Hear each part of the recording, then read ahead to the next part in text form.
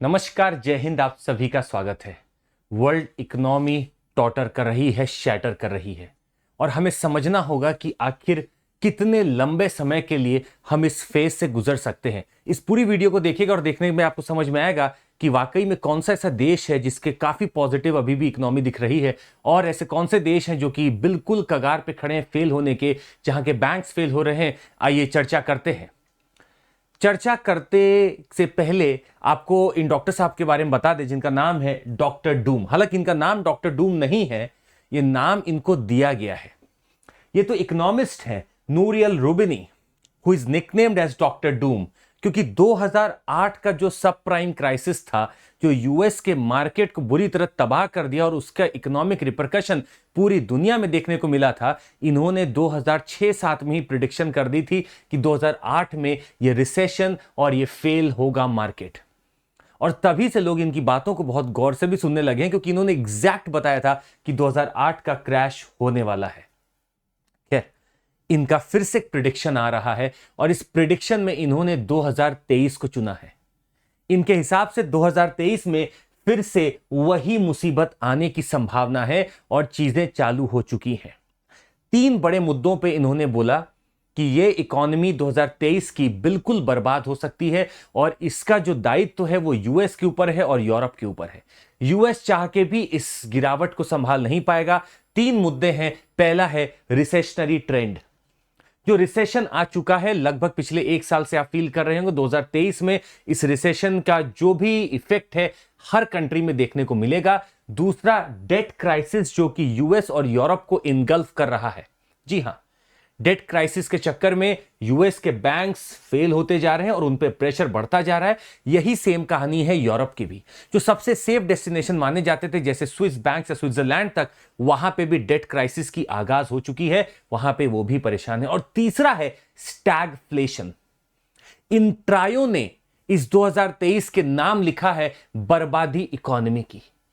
लगभग विकसित देश बढ़ नहीं पा रहे, डेवलप कर नहीं पा रहे, इनका जो ट्रेड होता था कम हो चुका है, डिमांड कम हो चुकी है और ये बर्बादी को बस फेस कर रहे हैं।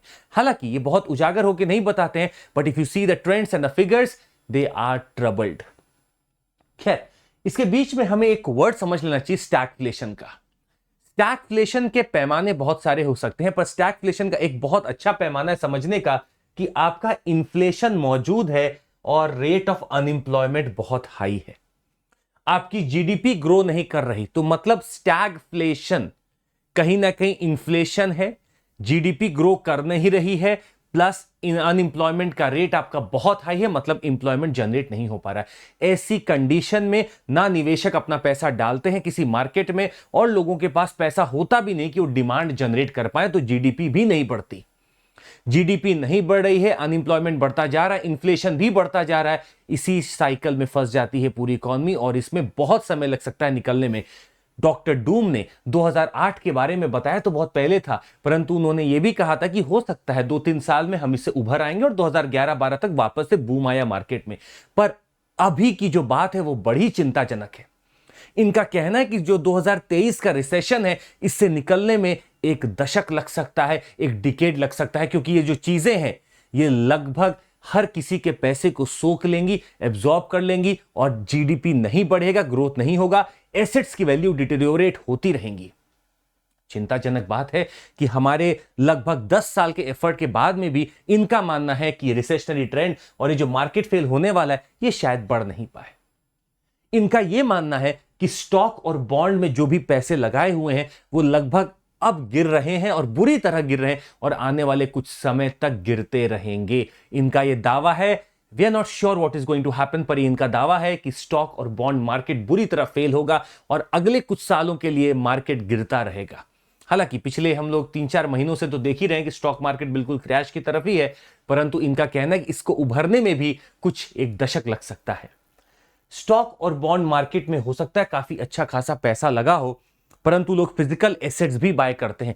इनका कहना है कि इन्फ्लेशन 2% नहीं, इन्फ्लेशन इनके हिसाब से 6% के आसपास रहने वाला है और ये ग्लोबल एवरेज निकाल के बोलते हैं। इस इन्फ्लेशन को देखते हुए एक बात तय है कि जो भी ट्रेडिशनल एसेट्स हैं जिसमें लोग अपना पैसा सेव रखते हैं, उसकी वैल्यू कम होती चली जाएगी, एक अगला लॉस। सोने के भाव अगर आप देखें तो बीच में स्काई रॉकेट तो किए थे क्योंकि इकोनॉमी गिर रही थी, परंतु अगर आपकी जमीन है या कोई और फिजिकल एसेट है तो इसमें तय है कि पैसा गिरेगा।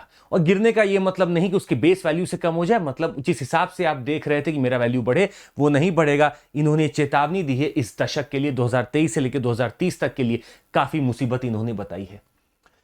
इस मुसीबत के बीच में खुशखबरी है हम लोगों के लिए, और ये भारत के रुपए को काफी अच्छे से पसंद कर रहे हैं। इनका कहना है कि भारत बढ़ेगा और भारत के रुपए में वो क्षमता है कि अपने आप को ग्लोबल रिजर्व बनाएगा। He says that Indian rupee could be the new dollar. जी हां, बिल्कुल डी डॉलराइजेशन चालू हो चुका है। भारत का रुपए जो ट्रेड कर रहा है, भारत के रुपए की डिमांड बढ़ रही है और हमारी पॉलिसीज ऐसी हैं कि हम डी डॉलराइजेशन में लग चुके हैं। और इनका यही कहना है डॉक्टर डूम का कि डी डॉलराइजेशन होके रहेगा, चालू हो चुका है और भारत इसमें बहुत आगे निकल रहा है, रुपी का वैल्यू बढ़ेगा, इनका यह कहना है। पर इन्होंने चेतावनी दी है कि रुपी का वैल्यू तभी बढ़ेगा जब पर कैपिटा इनकम अच्छी होगी। कुछ स्ट्रक्चरल मेजर्स लेने होंगे भारत सरकार को ताकि यहां पे रुपी का वर्चस्व बढ़ सके।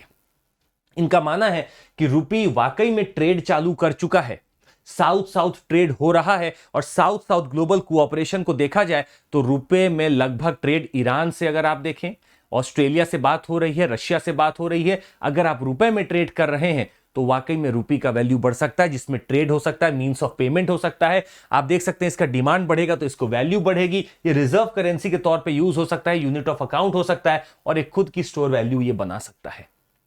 तो रुपए की ताकत बढ़ सकती है और रुपए की ताकत अगर बढ़ेगी तो स्वाभाविक सी बात है ये भी एक ग्लोबल ट्रेड करेंसी के तौर पे यूज होगा। और इसकी वृद्धि अगर होती है तो हमारा वैल्यू बढ़ सकता है, हमारे पास जो एसेट्स की वैल्यू है वो बढ़ सकते हैं।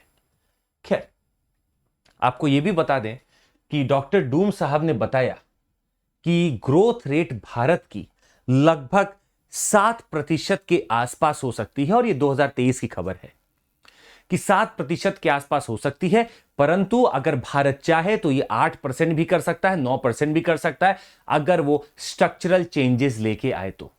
और स्ट्रक्चरल चेंजेस में काफी कुछ है, हमारे बैंकिंग रिफॉर्म्स हैं, हमारे टैक्सेशन स्ट्रक्चर है। अगर इन चीजों में फर्क किया गया और कुछ रिफॉर्म्स लाए गए तो शायद हमारा जो ग्रोथ रेट है वो और अच्छा हो सकता है। तो भारत के लिए एक अच्छी खबर है कि हमारा रुपी इंटरनेशनलाइज हो जाएगा, हम डी डॉलराइजेशन की कवायद में बहुत आगे होंगे। हालांकि युआन भी, जो चाइनीज करेंसी है, वो भी डी डॉलराइजेशन करने में लगी हुई है। तो भले ही स्टार्टिंग में युआन और रुपए दोनों मिलकर डी डॉलराइजेशन करेगा, परंतु हमारी जो भी स्कीम्स हैं या जितने भी हमारे पावरफुल चीजें जिसको हम लगाने की कोशिश कर रहे हैं, उससे हमारा वाकई में रुपए ट्रेड में और जगह भी बहुत फैल सकता है। इसी कवायद में हम लोगों ने दूसरे बैंक या दूसरे कंट्रीज के बैंक का अकाउंट हमारे यहां खोलने की कोशिश की है। 18 कंट्रीज के बैंक अकाउंट हमारे यहां खुले हैं, जिसको हम वॉस्त्रो अकाउंट बोलते हैं, VOSTRO, वॉस्त्रो अकाउंट बोलते हैं। नीचे कमेंट करके बताइएगा कि नॉस्त्रो और वॉस्त्रो में क्या डिफरेंस है, नॉस्त्रो और वॉस्त्रो अकाउंट में क्या डिफरेंस है, नीचे कमेंट करके बताइएगा। और आपको ये बता दें कि इनकी एक चेतावनी और भी थी, और वो चेतावनी ये थी कि इंडिया में ग्रोथ तो हो रहा है, होना चाहिए, पर ये ग्रोथ कहीं ना कहीं रुक रहा है। और वो रुक इसलिए रहा है क्योंकि इंडिया में इनको दिखती है कि ओलिगोपॉली प्रैक्टिसेस बहुत सारी हैं।